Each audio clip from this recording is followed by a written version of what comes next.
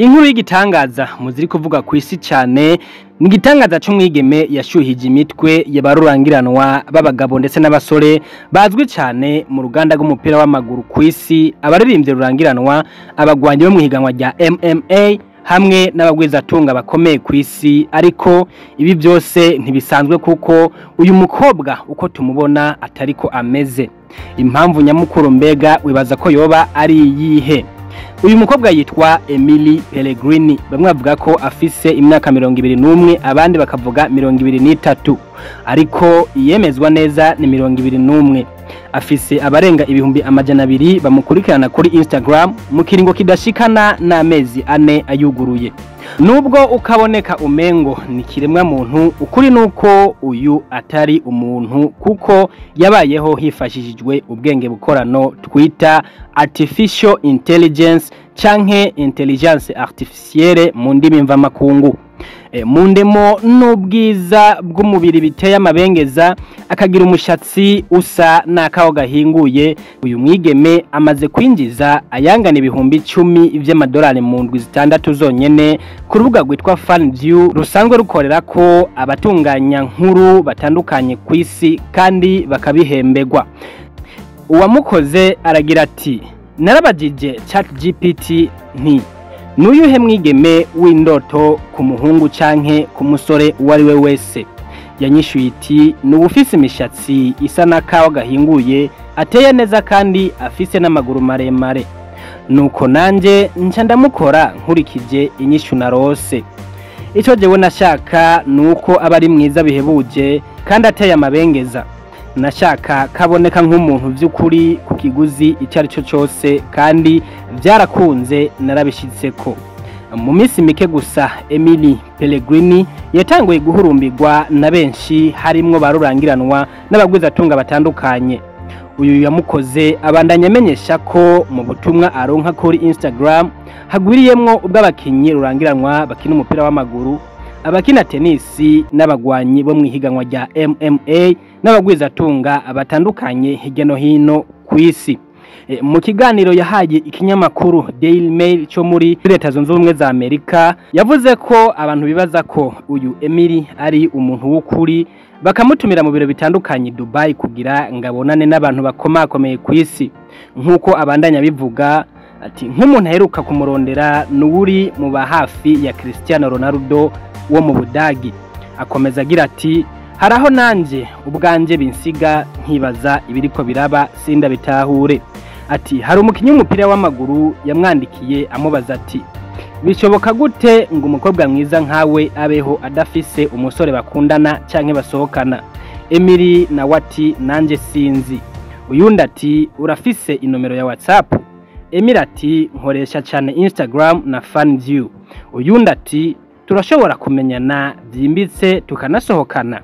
Nubwo uyu mukobwa rero atumirwa mu manza zitandukanye, mu mahoteli akomakomeye nyeri 5 no guhura n'abagwizatunga batandukanye, ibintu biba bitandukanye ku gukoresha Instagram yiwe.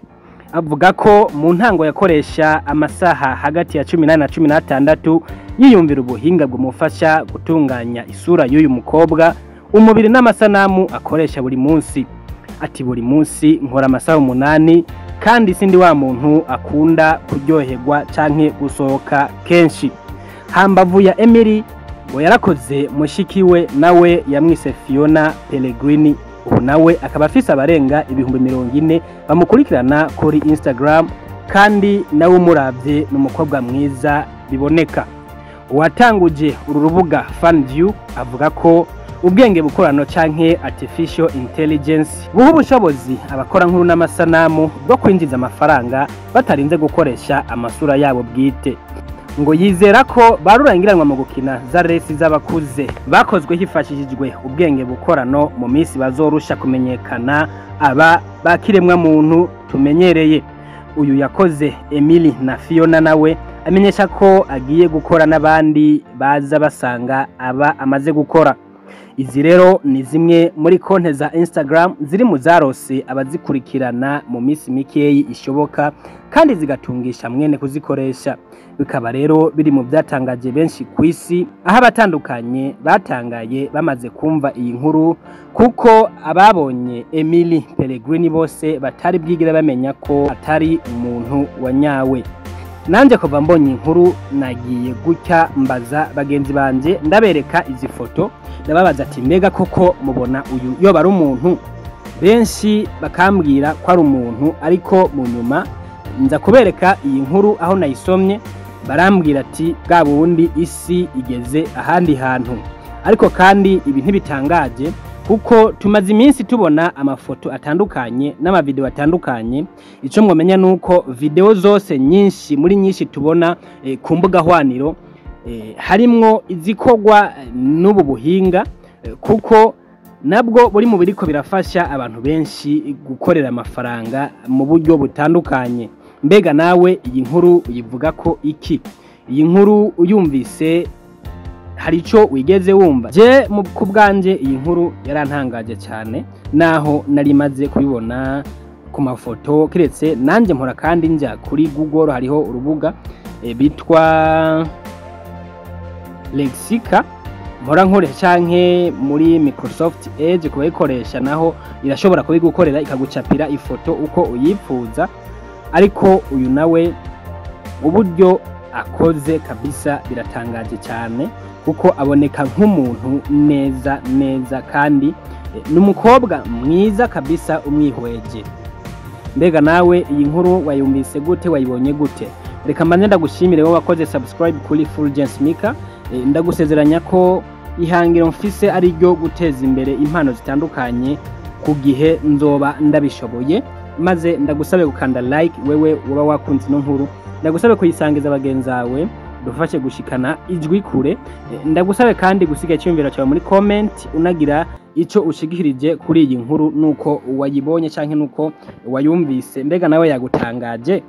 Ariko kandi ico nabamenyesha nuko ubwenge bukorano canke intelligence artificielle canke artificial intelligence ni bumwe mu buhinga buriko burafasha abantu benshi gukorera amafaranga, na cyane cyane ku mbuga ngurukana bumenyi no mu mirimo itandukanye, kuko n'ubuhinga bugufasha gukora ikintu cyaco cyose mu mwanya muto. Ushobora kuba ukeneye nko gukora ubushakashatsi, ushobora kubaza ikibazo cyose ufise. Ku bantu basanzwe bakoresha ama chat GPT mu matelefone yabo barabizi, urandika ico ukeneye ukakivuga neza uko gishaka, maze inyishu ikaza byihuse mu mwanya muto. Naho bufise ibiharuro byakunaniye ukeneye gukoresha, ukira kucandika nko gusa kikaba kiragushikiriye. Ibi nimwe rero mu bigenda biranga iterambere ry'isi, nuko yihuta bishoboka. Nuko natwe nababwira ko dukwiye kuzo turamenyera kubikoresha, kuko uko bigenda biza biduza ari byinshi, ntaho tuzobihungira, nta mahitamwo dufise, kiretse ko tuzobikoresha hanyuma natwe bishobore kudufasha kunyarutsa ubuzi bwacu. Abenshi rero hirya no hino kw'isi baridoga kubera ko ubu ari bumwe mu buhinga bukoreshwa n'amarobo, bigatuma bamwe mu bantu bashobora kubura akazi, kuko ubu buhinga bufasha gukora imirimo mu kanya gato, gukora ibikorwa mu mwanya muto, bigatuma benshi rero bataburyohererwa cyangwa ngo babunezererwe. Ariko yamara ubwo nyene nta kundi, uko zivugijwe niko zitambwa. Mbega nawe iyi nkuru wayumvise gute? Reka ndagushimire wakoze kubana nanje. Ciao ciao, Imana iguhezagire.